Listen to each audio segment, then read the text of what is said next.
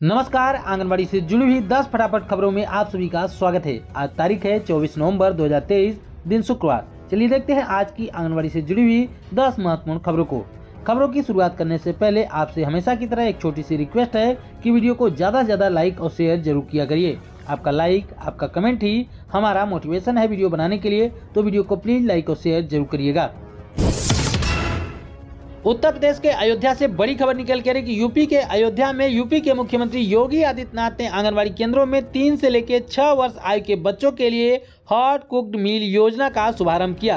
साथ में महिला एवं बाल विकास राज्य मंत्री भी मौजूद थी। साथ में तमाम और मंत्रिपरिषद के लोग और तमाम अधिकारीगण इस बीच मौजूद रहे। आइए आपको इस दौरान की एक छोटी सी झलक दिखाते हैं। क्या नाम है?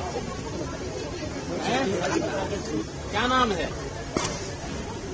तुम तो बड़े हो भाई, क्या नाम है?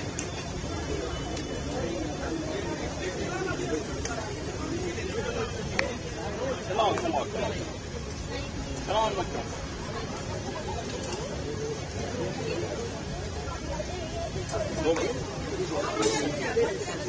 जब खाओगे तब ऐसे बड़े हो जाओगे। एक बड़ी खबर, बड़ी जानकारी सामने निकल कर कि समय पर नहीं खुल रहे हैं 19,000 आंगनबाड़ी केंद्र। बताया गया है कि बच्चों को पोषाहार मिलने में होती है परेशानी, समाज कल्याण मंत्री ने दिया है जांच का आदेश। ये बड़ी खबर बिहार के पटना से है। बताया गया है कि राज्य में 1,10,000 से अधिक आंगनबाड़ी केंद्रों का संचालन हो रहा है, जिनमें से 19,000 से अधिक आंगनबाड़ी केंद्र समय पर नहीं खोले जा रहे हैं। इसकी पुष्टि के लिए विभाग के स्तर पर टीम बनाकर अधिकारियों से औचक निरीक्षण कराया गया, जिसमें पाया गया कि इन केंद्रों का संचालन बेहतर ढंग से नहीं हो पा रहा है, समय पर आंगनबाड़ी केंद्र नहीं खोले जा रहे हैं। इसको लेकर कहा गया है कि मंत्री ने निर्देश भी दिया है कि सभी आंगनबाड़ी केंद्रों का औचक निरीक्षण कराया जाए। तो बड़ी अपडेट, बड़ी जानकारी निकल के आ रही बिहार के पटना से कि यहाँ पर 19,000 से अधिक आंगनबाड़ी केंद्र जो है वो समय पर नहीं खोले जा रहे हैं। जबकि जहाँ तक हमें जानकारी है कि पूरे बिहार में इस वक्त आंगनबाड़ी सेविका सहायिकाओं की हड़ताल जारी है। इसमें ज्यादातर आंगनबाड़ी केंद्र अभी भी बंद चल रहे हैं। कुछ ही ऐसी आंगनबाड़ी सेविका सहायिकाएं हैं जो अपने केंद्र का संचालन शुरू कर चुकी हैं, लेकिन यहाँ पर बताया गया है कि 19,000 से अधिक आंगनबाड़ी केंद्र जो हैं वो समय पर नहीं चल रहे हैं, यानी कि बाकी के जो आंगनबाड़ी केंद्र हैं उनका संचालन सही ढंग से हो रहा है। तो बिहार की आंगनबाड़ी बहनें जो भी इस वीडियो को देख रहे हैं वो लोग कमेंट करके असलियत जरूर बताएं कि क्या सच में बिहार में आंगनबाड़ी केंद्र खोले जाने शुरू हो चुके हैं या फिर नहीं। अपनी राय, अपनी जानकारी कमेंट बॉक्स में जरूर दीजिएगा।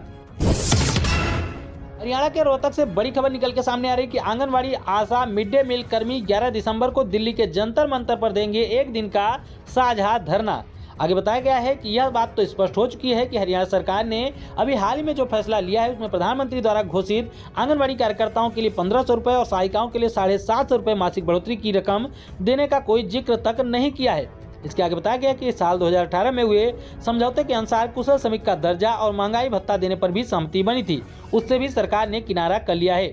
उसके बाद बताया गया है कि गत वर्ष में 118 दिन चले आंदोलन में 12 मार्च को जिन बिंदुओं पर सहमति बनी थी उसमें से भी अधिकतर लागू नहीं किए गए हैं। जिन बातों को लेकर आंगनबाड़ी सेविका सहायिकाएं आगामी 11 दिसंबर को दिल्ली के जंतर मंतर पर आशा कार्यकर्ताओं और जो रसोइया बहनें हैं उन तमाम लोगों के साथ जो है धरना प्रदर्शन करेंगी।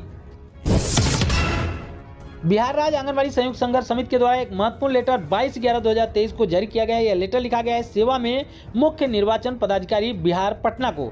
इसका विषय यहाँ पर देख सकते हैं कि आंगनबाड़ी सेविका सहायिकाओं को चुनावी कार्य से तत्काल मुक्त करने के संबंध में। जी हाँ, जैसा कि आप सभी को पता होगा कि बिहार में भी आंगनबाड़ी सेविका सहायिकाओं को जो है वो चुनावी कार्य में लगाए जाने का प्रक्रम जो है शुरू होने वाला है, क्योंकि आगामी जो लोकसभा का चुनाव इसको लेकर हर एक राज्य में आंगनबाड़ी सेविका सहायिकाओं की ड्यूटी चुनाव कार्य में जरूर लगाई जाएगी। तो यहाँ पर लिखा गया है कि आंगनबाड़ी सेविका सहायिकाओं की चुनावी कार्य के ड्यूटी से तत्काल मुक्ति करने के संबंध में बताया गया है कि विदित हो कि बिहार राज्य आंगनबाड़ी संयुक्त संघर्ष समिति के तत्वावधान में 29 सितंबर 2023 से बिहार की सभी सेविका सहायिकाएं अपनी 5 सूत्री मांगों के समर्थन में अनिश्चितकालीन हड़ताल पर हैं। इसके बावजूद जिला निर्वाचन पदाधिकारी, प्रखंड निर्वाचन पदाधिकारी एवं बाल विकास परियोजना पदाधिकारी के द्वारा हड़तालरत सेविका सहायिकाओं को चुनावी कार्य में भाग लेने के लिए बाध्य किया जा रहा है।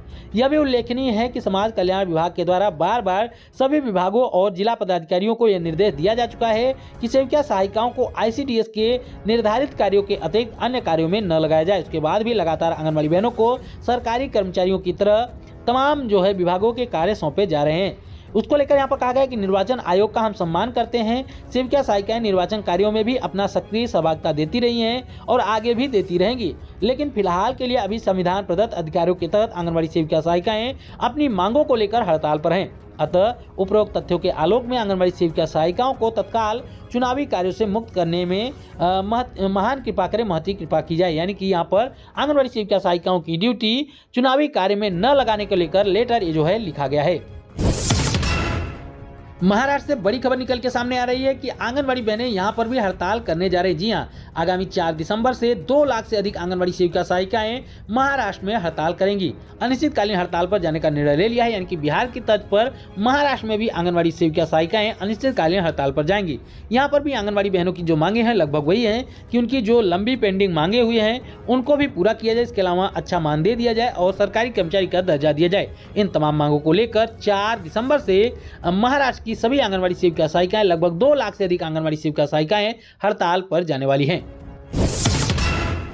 समाज कल्याण मंत्री मदन सहनी का बड़ा बयान आंगनबाड़ी बहनों को लेकर कि 15,000 से अधिक को चयन मुक्त किया जा चुका है। जी हां, बिहार में चल रहे अनिश्चितकालीन हड़ताल के दौरान पिछले 55 दिनों से आंगनबाड़ी सेविका सहायिकाएं हड़ताल कर रही हैं। इसमें से मदन सहनी का बड़ा बयान निकल के सामने आ रहा है कि 15,000 से अधिक आंगनबाड़ी सेविका सहायिकाओं को चयन मुक्त किया जा चुका है। इसके अलावा यह भी बताया गया है कि 40,000 से अधिक आंगनबाड़ी बहनें जो हैं वो काम काज संभाल चुकी हैं और यह भी कहा गया है कि जब तक वे काम पर नहीं लौटेंगी इनसे कोई वार्ता नहीं होगी। विभाग नियमानुसार कार्रवाई करेगा। यानी कि जिस तरीके से आंगनबाड़ी बहनों को सेवा मुक्त किया जा रहा है उसको आगे भी जारी रखा जाएगा। यह भी बात स्पष्ट हो चुकी है और यह भी कहा गया है कि जब तक आंगनबाड़ी बहनों का यह आंदोलन समाप्त नहीं होगा सरकार इनसे कोई भी वार्ता नहीं करेगी। यानी कि आंगनबाड़ी बहनों की मांगे तब तक पूरी नहीं की जाएंगी जब तक आंगनबाड़ी बहनें आंदोलन समाप्त नहीं कर देंगी। लेकिन आंगनबाड़ी बहनों की तरफ से और आंगनबाड़ी संगठनों की तरफ से भी यह भी स्पष्ट कर दिया गया है कि जब तक हमारी मांगे पूरी नहीं हो जाएंगी तब तक हम आंदोलन को समाप्त नहीं करेंगे। यानी कि सीधे तौर पर देख सकते हैं कि बिहार में आंगनबाड़ी सेविका सहायिकाओं की सरकार के साथ सीधी लड़ाई चल रही है। अब देखना यह होगा कि इस लड़ाई में कौन जीतता है कौन हारता है। प्री प्राइमरी एजुकेशन को लेकर बड़ी अपडेट, बड़ी जानकारी सामने निकल के आ रही कि 10 शिक्षा क्षेत्रों के संकुल शिक्षक और बाल विकास के सुपरवाइजरों को दिया गया प्रशिक्षण। बच्चों का बौद्धिक विकास बढ़ाएंगी आंगनबाड़ी कार्यकर्ताएं।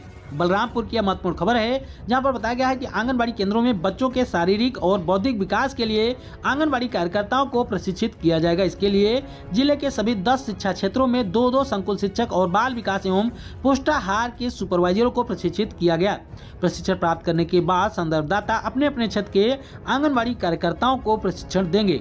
यानी कि बड़ी अपडेट, बड़ी जानकारी निकल के सामने आ रही है कि यहाँ पर सुपरवाइजरों को प्रशिक्षण दिया जा चुका है। इसके अलावा तमाम शिक्षकों को भी प्रशिक्षण दिया जा चुका है। अब ये प्रशिक्षण प्राप्त करने के बाद अपने अपने क्षेत्र के आंगनबाड़ी कार्यकर्ताओं को प्रशिक्षण देंगे। उसके बाद आंगनबाड़ी कार्यकर्ताएं जो है वो बच्चों को पढ़ाने का काम करेंगी।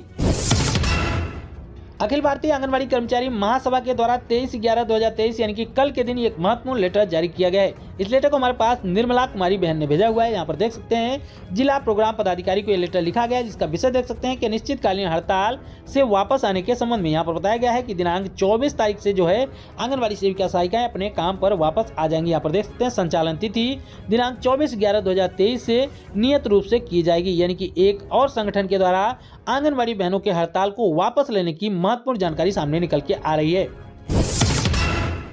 एक बड़ी खबर की हेडलाइन देखिए कि शक्ति 15,900 सेविका सहायिकाएं हटाई गई, 40,000 काम पर लौटी। जी हां, बताया गया है कि विधानमंडल सत्र के दौरान हड़ताल में शामिल सेविका सहायिकाओं को प्रदर्शन करना महंगा पड़ा।